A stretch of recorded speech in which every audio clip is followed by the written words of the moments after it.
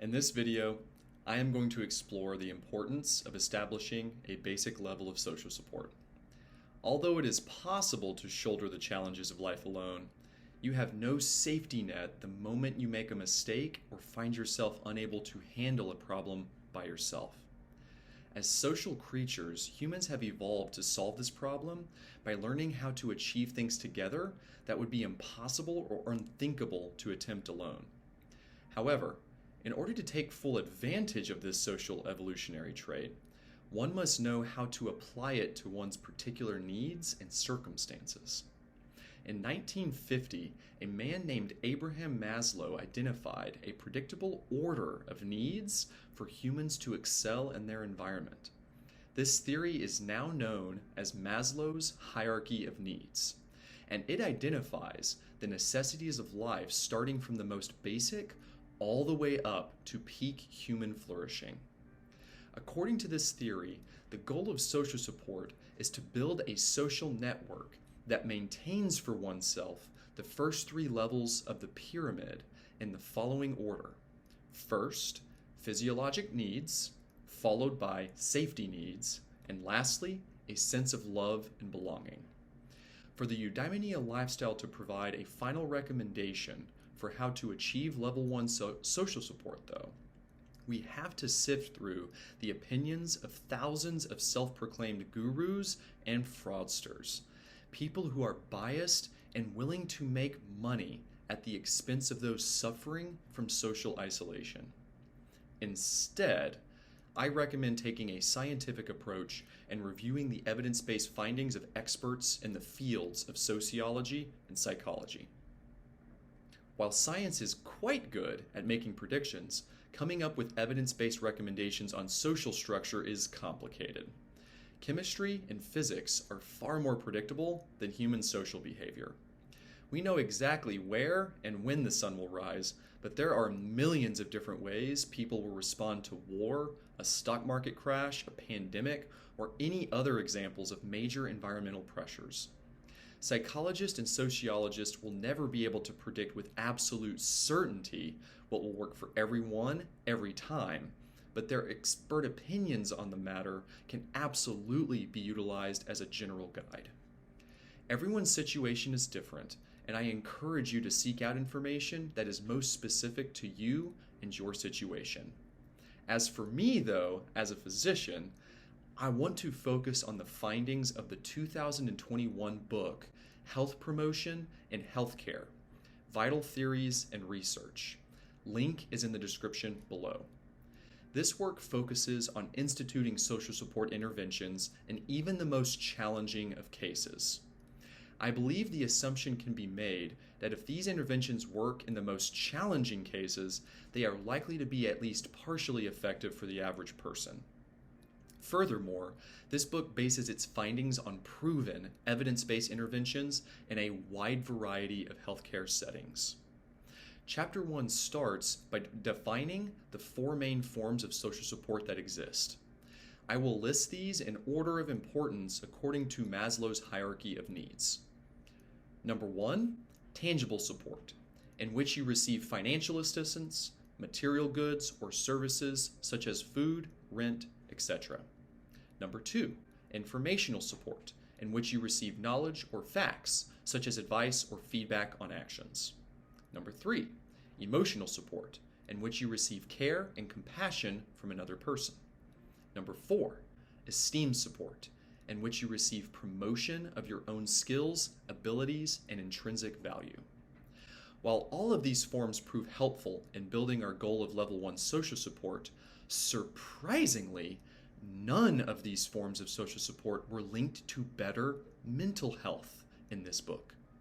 Interesting, only a fifth form of social support was actually linked to better mental health, which brings us to the last form of social support that will finally allow us to define level 1 social support for the Eudaimonia Lifestyle.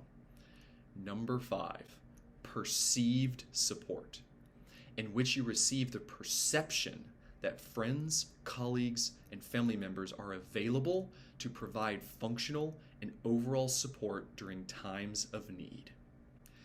While it is important to build all 5 aspects of social support within your social network, it is arguably most fundamental for an individual to first build a sense of perceived support.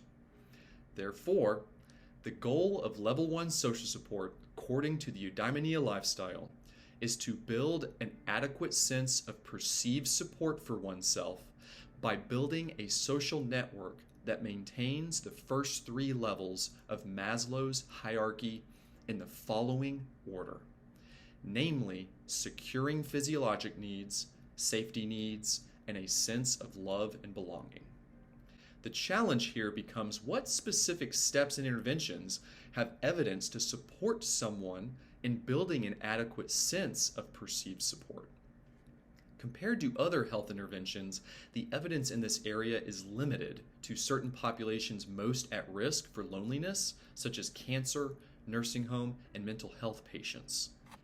In science, we can never assume what will work for one population will work for another, but if these interventions have a positive effect on some of the most vulnerable of us, we can assume there will be at least some positive effect on the general population. Let's explore a few of the tips and tricks that have been shown to improve an at-risk individual's level of perceived social support. Number 1. Find at least one special person in your life you are confident in and feel appreciated by. This person should make you feel understood, seen, accepted, acknowledged, and confirmed. This level of emotional support creates a strong sense of security and well-being and has been shown by multiple studies to independently act as a health promotion resource and can reduce mortality on its own. Number 2, develop 4 to 6 close relationships that, when combined together, provide you with at least one of each aspect of emotional, informational, esteem, and tangible support. I recommend starting with family members and friends, but these can include professional relationships such as your doctor, pastor, financial professional, etc. Research shows that the quantity of close relationships is closely tied to mortality benefit, but only up to 4 to 6 persons. This infers that quantity only matters because it likely takes multiple people to sufficiently fulfill all 4 types of social support. Increasing the quantity of relationships without increasing the quality of social support provided to you offers no additional evidence-based benefit. This is a perfect example of quality over quantity. Number 3. Build social support around your personal weaknesses. Social support has been shown to act as a buffer between mental health disorders and physical impairments. This means that our sense of perceived social support is most beneficial when we aren't doing so well on our own. Our social networks, therefore, act more like life jackets while on a boat, proving themselves most useful when we are concerned about our boat staying afloat.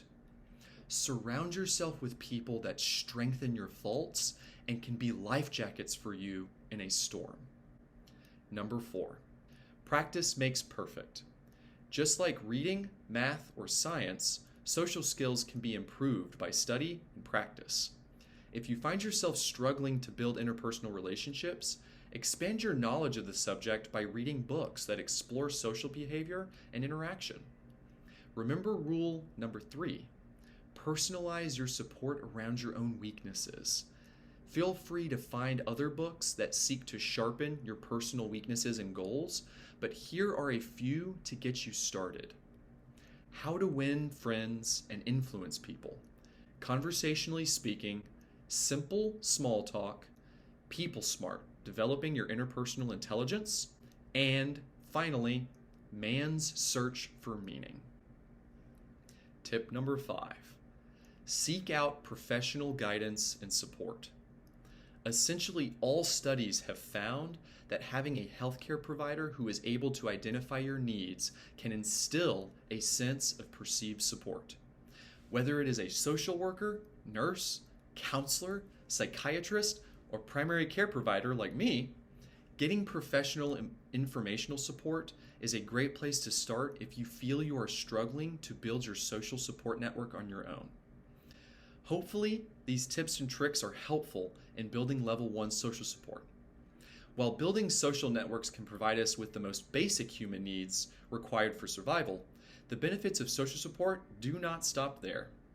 In a future video, I will discuss how to utilize social support to build the highest levels of Maslow's hierarchy, self-esteem, and self-actualization. Until then, keep flourishing, y'all.